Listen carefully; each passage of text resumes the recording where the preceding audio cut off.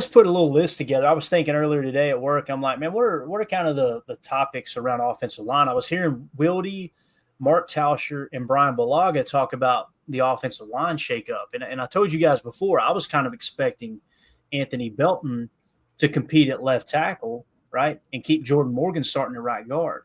But they keep talking on the show as if they've heard through the grapevine that Jordan Morgan's going to be competing for left tackle and Anthony Belton's going to be competing at guard. So we'll get to that in a second. But here is the top 5 list. All right. So the Green Bay Packers offensive line is undergoing a significant transformation for the 2025 season with new faces, positional shifts, and high stakes competitions.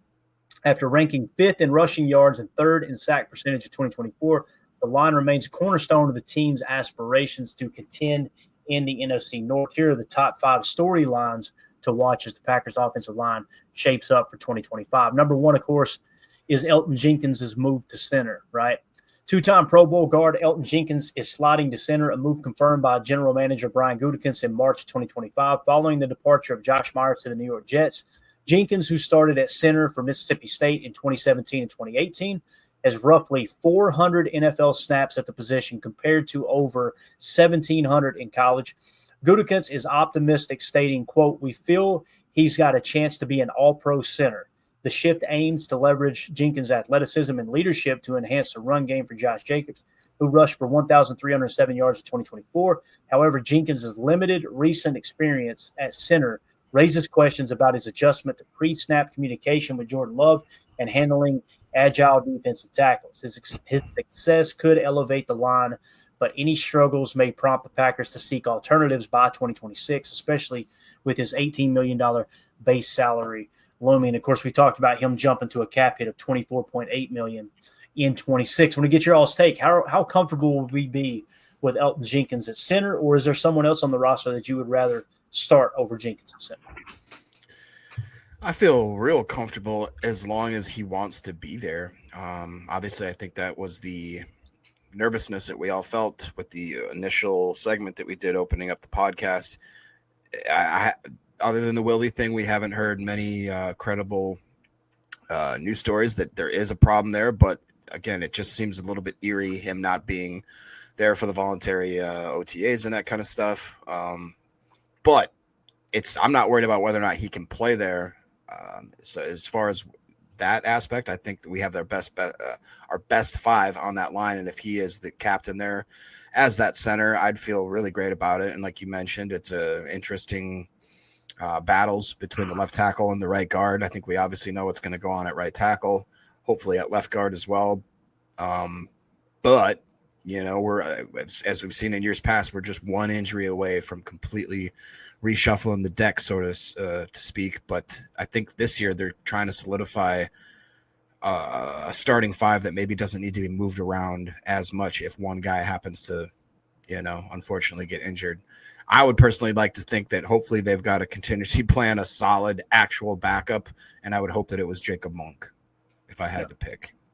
Andy Monday in the chat says, hopefully EJ moving to a center lengthens his career in Green Bay. That's kind of what you see, right, Emilio? I mean, I know you do that on Madden. You get a guy a little longer in the tooth, throw him over to center, right? Increase that overall. Once you hit double-digit years, man, I think you got to just work them back inside each year. You just bring them in from tackle, bring them to guard. So when they hit 30, you take them from tackle to guard, and when they hit 31, you take them from guard to center. When they hit 32, sometimes you can push 32. Long snapper. When they take them to 32, you take them out to the pasture. Take them out like Old Yeller out behind the barn, right? Yeah, and you don't have to worry about that long snapper spot on Madden either, right? Because Elton's also the snapper for that too, so that's perfect. That way you get. Can I ask you a question about that? Can I ask you a question? Let's hear it. When you fire up Madden, do you just immediately, when you start a franchise, you immediately cut Matt Orzick? Get him. He's got to go. He's not a tight end. He's got to go. Go ahead. I didn't mean to cut you off. No, everybody does that. I mean, because I'm thinking about cutting him just for the 53 here. I mean, we did it last year, the year before. Didn't we cut him and pick him up later on? I mean, we can get a snapper. There was a couple of them that made the big board, all right? We can go find one. So I would rather keep, maybe a skill guy if we have to. But Elton at center, there's really no backup besides Monk. Obviously, my boy Travis can do anything down there, but I really think that Elton's going to be a key cog. If we don't have that, I think we're going to have an issue that we need to address very quickly. Hey, Greg Rice says, come to PTA for all your Madden hacks from Excelio and Clayton. Jacob's got the ultimate Madden hack. Just put it on rookie, man. You good. You ain't got players around. Is that right, Jacob? No. I will say, though, Emilio, did you by chance listen to Ryan's 53 man roster? There was a certain player that didn't quite make the cut. Do you? No. Yeah. What, Jacob? Did you hear how much that certain player was in Ryan's thoughts and conversation? Got a lot of screen time, in Ryan's pod earlier. So a lot of screen time. You do? Yeah, that sounds like a big old cope, buddy. It smells like you're smoking some copium. Well, what I'm thinking is Ryan, he processed it. He said the 6th rounder this year got taken and kept on the squad. Maybe we'll just keep the 6th rounder from last year, our boy Travis Glover, and keep him on there. Use up that 4-year. Yeah. Emilio, if Travis Glover does not make this roster, he got onto the wrong stuff. You're probably right. Matter of fact, to the wrong stuff. There you go. If Travis Glover doesn't make the roster, what happens, Clay?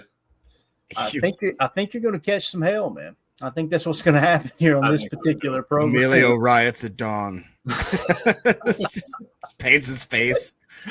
Glover. You'll be in here every episode. If he gets cut, what if he gets cut and doesn't get put on the practice squad either? Emilio will be in here like this. Flipping a table. Guy around.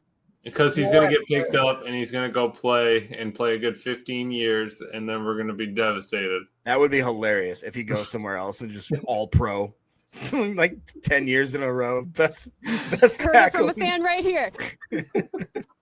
Unbelievable, man. Oh, no. Whoever has no chance. See, everybody's just going to pile on now. We need to get PTA T-shirts made with the PTA logo, and on the back it just says "Glover is not the guy." That's what we need to do for Emilio. Farva getting some low blows on Emilio. Says Emilio is the Travis Glover of PTA. No. Hardest working man here, right?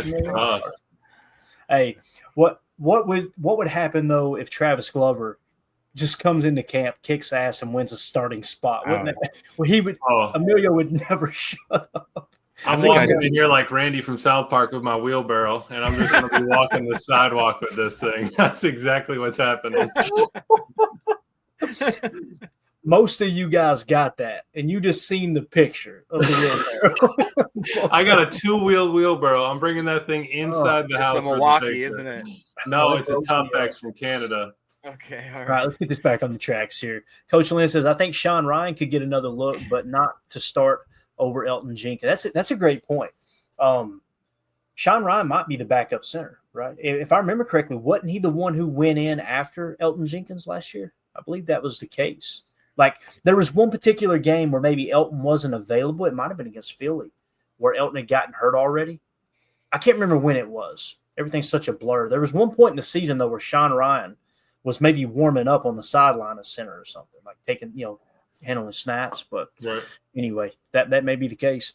Soder says, can any of the other options at center be worse than Josh Myers? I don't mean to pile on Josh Myers, but man, we called that for 3 years, and after his rookie year, it was like, okay, maybe we got something there. He kind of graded out kind of high with pass blocking, like in the 60s as a rookie, not bad.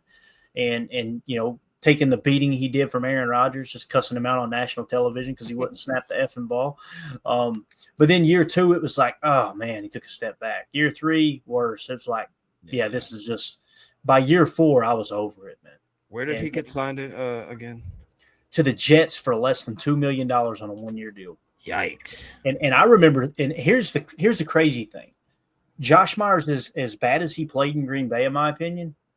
I still probably wouldn't have been. I would have been okay with bringing him back as a backup center for $3 to $5 million. Like, I would have been like, okay, he knows the offense, he knows the snap count, he knows, you know what I mean? He's worked with Jordan Love. That's a lot of value. And with his size, who knows? Maybe he could kick over to guard. The Packers didn't even see him as worthy of the minimum contract. Yeah, that's weird.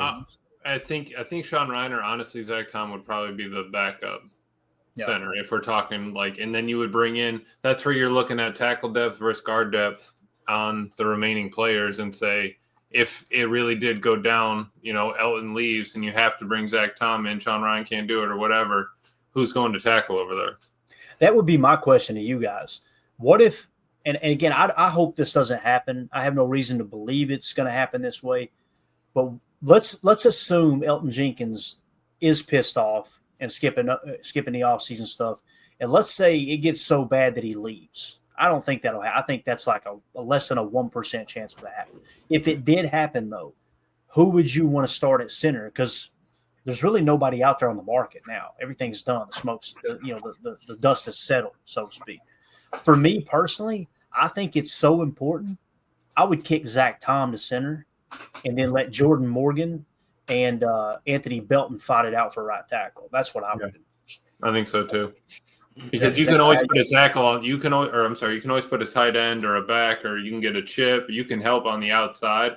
Pressure up the middle is a problem. Yeah, and who knows, man? Anthony Belton, dude. Anthony Belton might end up being a dog, man. Again, what gives me the most hope there is the fact that Goody had a second-round grade on him. I'm sitting here going, boys, when he's drafted linemen in the second round in the past, they have started. Mm-hmm. They've not sat on the bench. So Sean Farva says the depth chart is probably Jenkins, Ryan, Monk. Ryan played there during the preseason. That must have been what I remember, Sean, last year. And if he loses his right guard spot, he would back up the interior. That makes a lot of sense. It makes a whole lot of sense. I think that's a great point there. All right, let's move it along here. Number 2 on this list. We never did get to hour 2, did we? We're just going to